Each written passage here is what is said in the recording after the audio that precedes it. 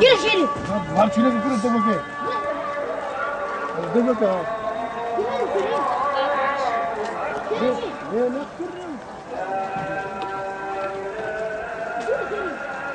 Buraya ne kadar? Dur. Valdan da kimi de koyacağız.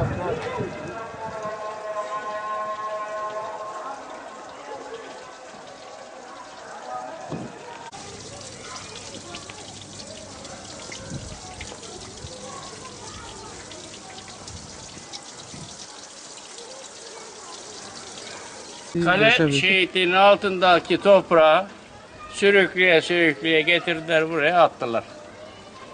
Buradaki ağırlık da bunu tutamadı. Haliyle yağmurlardan ötürü kayma meydana geliyor. Peki Ben şurada evet. 35-40 senedir oturuyorum. Hiçbir kaymadan mütevellit zararı olan hiçbir kimse yok. Evet. Ama sen buraya tonlarca ağırlığında, bak şimdi buradaki toprağı aldılar, getirdiler benim evin önüne attılar. Yarın benim evin önünde başlayacak kayma. Şimdi belediye bir işi bilinçli yapmazsa yazık günah paralara. Bunun parasını bizden alıyorlar. Elektriğe, suya, bilmem neye her gün zam yapıyorlar. Amca ne zamandır burası böyle? Aşağı yukarı 2 ay oldu yapılalı. Bu yeni yapıldı.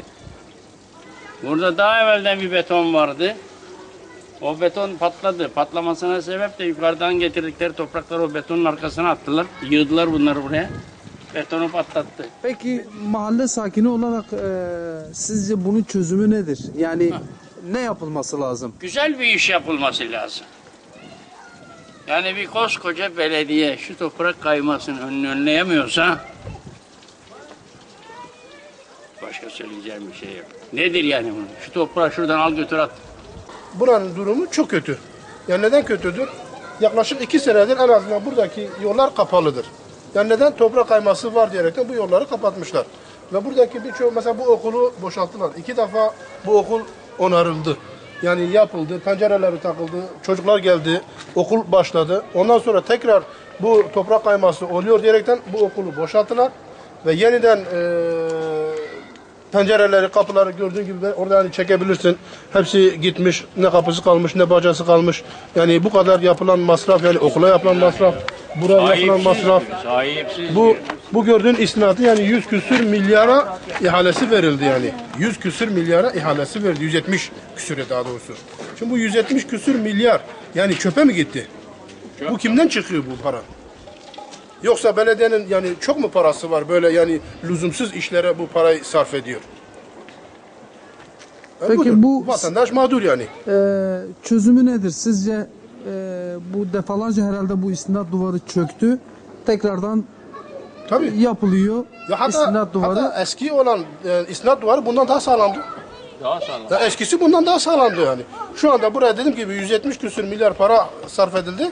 Ama eski istinat kadar bile olmadı yani. Eski istinat yıllarca burada durdu. Ama bu maalesef 2 ay olmadı. Bu istinat duvarı bak çöktü, patladı. Ve millet buradan gördüğünüz gibi zaten geliyorlar, gidiyorlar. Ve Allah korusun bir gün yani bu çöktüğü zaman bırak yani milleti, bu çukurdaki insanların hepsi altında kalabilir. Çünkü ta şehitliğin orada yaklaşık 1 kilometre toprak aşağıya doğru kayıyor geliyor yani. Bu ne demektir yani 1 kilometre mesafesindeki bir toprak. Ha ne olabilir? Ben vatandaş olarak hani çare olarak ben ne düşünebilirim? Bunu en azından bu suyu ilk önce kesmeleri lazım. Çünkü bu su aktığı sürece bunun altı kayalıktır.